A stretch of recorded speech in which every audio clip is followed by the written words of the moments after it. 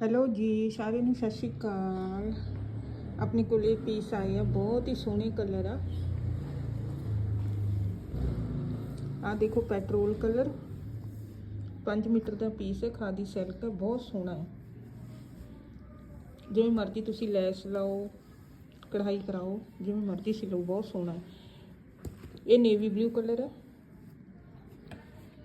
ये cream colour, ये blood red, बहुत ही सोहना है। ਜਿਹੜੇ ਨਵੇਂ जुड़े ਆ प्लीज़ सबसक्राइब कर दो चैनल ਨੂੰ, लाइक एंड शेयर जरूर कर दिओ,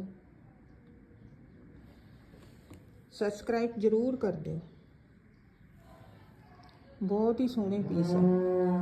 ਇਹਦਾ रेट है 300 रुपया, 5 मीटर का पीस है 300 रुपये। जिन्होंने लेना है प्लीज़ ऑर्डर कर दो 7508355827। Thank you.